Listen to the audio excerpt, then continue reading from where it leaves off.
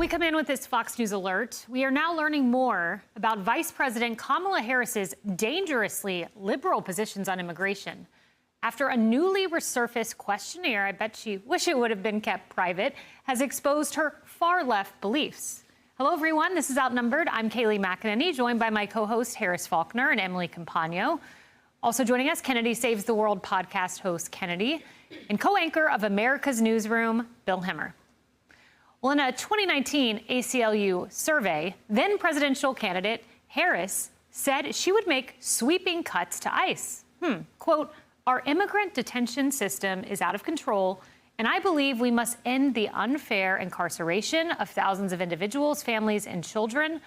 I was one of the first senators after President Trump was elected to advocate for a decrease in funding to ICE." But now she's trying to convince you that she's going to be tough on the border. But wait, there's more.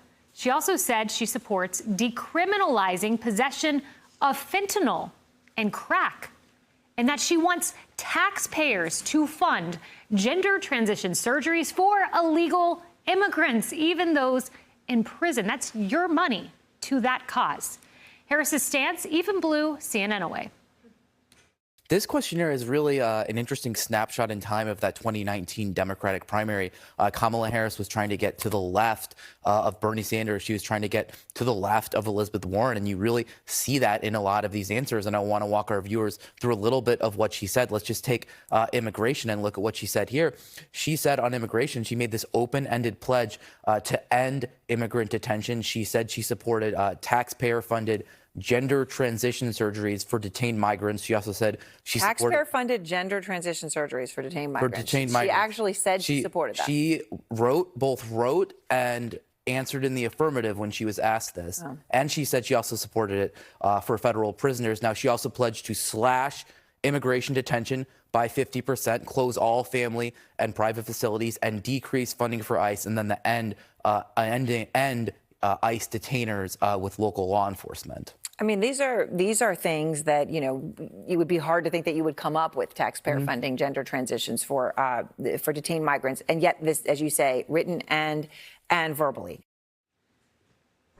Yeah, I mean, even CNN's shocked. That's something. Look, there's little policy that I think is more insulting than this. I put my mind in the mind of a blue-collar worker in Michigan. And imagine he goes to his job at the factory, and he goes to the grocery store, and prices are 20% higher, and then goes home and thinks about that interest rate on the home and thinks about downsizing the home before you get to the credit card debt. And then you think, Kennedy, my taxpayer dollars are going to someone not paying taxes in the country illegal, and so they can have gender transition surgery? I mean, this is radical. Yeah, and Erin Burnett was shocked by that. She's like, wait a second. Like, it was hard for her to fathom that there could be a policy position that damning and stupid that was admitted to in 2019. Now, the ACLU is not exactly the Heritage Foundation. The reason that they, rediscovered this and it's being published is because they want her to still commit to all of this stuff. This wasn't a list of things that they were most terrified of. These were things that they wanted every presidential candidate in 2019 and 2020 to sign on to. She was happy to do that. And, again, tomorrow night on the debate stage, she's going to have to fight herself. President Trump can stand out of the way entirely if these debate moderators do their job and press her on things like this and don't let her wriggle out of the answer by saying, well, that was 2019. Yes, that was 2019. And these were very important, very different policy positions than what you're taking now. So for Mrs. My values haven't changed, well, these are obviously your values. These are pretty foundational. Yeah. So if those are her values and they haven't changed, I don't think they're going to be very popular with a lot of voters who are going to tune in tomorrow night. Absolutely. Harris, and it's worth mentioning, when her campaign was asked to clarify, they had a chance to step back from this, but I was struck by their response. This is what they said to CNN. The Harris campaign did not answer questions from CNN on whether she continued to support these positions and instead provided a statement attributable only to an unnamed Harris campaign advisor, saying the vice president's positions have been shaped by 3 years of effective governance as part of the Biden-Harris administration. They declined to elaborate on what her positions were. It's easy to say, I don't support taxpayer-funded gender transition surgery for illegals, but they didn't. Well, but is it, though? I mean, I don't know that they've had a kind of drill down with this particular presidential candidate where they can determine really what her policies are and how maybe they have not actually migrated from what they were in 2019. And if they have, they may not be able to answer the question why or why not, other than the fact that maybe she's being coached to do that because politically expedience is what she needs now with, you know, fewer than 50 days to go. So, or about that much. I find the drug analysis, the numbers on that you gave to be particularly disturbing. The DEA has said that fentanyl has a horrific level of lethality in this country. I want to know so much more, not just about her policies on what illegals are going to do in the operating room with doctors on our tax dime, but I want to know, too, what is she going to do to protect our young people for something that even the DEA expresses fear and concern about, and it's all been so far under her watch already. Yeah. So how is she going to change? I don't blame her, people. What would you say? You can't defend that. No, you can't defend it, nor can you defend any of this. And let's scroll it. These are her 2019 policies, Bill, from the survey, and they're radical. I mean, decriminalizing fentanyl, you see them all listed right there in front of you.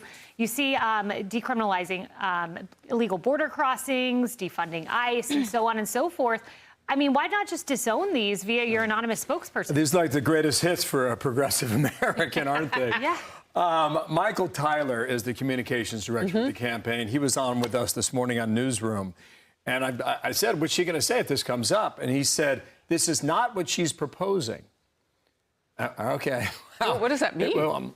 That means 5 years ago, she copped to it on the questionnaire for whatever means she wanted to. And apparently, she doesn't believe this right now. I asked him about border security. Remember, she called it useless. Yeah. She called the wall a vanity project. I said, you know, how are you going to get voters now to do a 180 in their heads and believe you now? This is her great challenge tonight. And this is his great challenge, too, to make sure that he prosecutes these issues. You mean make Trump? sure that, yeah, and make sure that she answers these questions. Whether the moderators do it or not, it's up to Trump. And as far, Kennedy, as far as that line about my values have not changed, what's the difference between your values and your policies? Oh, yeah. Your policies and your values. There should be zero daylight between the two if you really mean what you say and if you're proposing truly what you mean in your heart and what you believe in your head is smart policy. So you and Kennedy are going to go do the debate? Yeah. Because I'm watching. We'll tag in if they need the help. Emily, You know what? Always available. there's a human face to what we're talking about. It's easy to get lost in these esoteric, policy details. But I want to play the mother of Rachel Morin, the mother of 5, who went for a jog, which you should be able to do safely in this country, but not here in the United States of America because of the borders are in her policies. Watch. As a daughter of immigrant parents, I am ashamed of what the Biden-Harris administration has done to our country by opening our borders to all, including criminals who are wolves in sheep's clothing. Our girls deserve protection. Our girls deserve to live their life without fear. Because of the Biden-Harris administration open border policies catch and release, they were enrolled in the Alternatives to Detention program. This meant that they were released into the United States. It was not even a full 3 weeks later that they would take my daughter, Jocelyn Nungare's life. I can't even fathom what was going through Jocelyn's mind, the amount of fear she was feeling in the last moments of her life. She went for her daily run. She didn't come home that night. She was strangled. She was raped. The medical examiner said she had bruises that blanketed her body.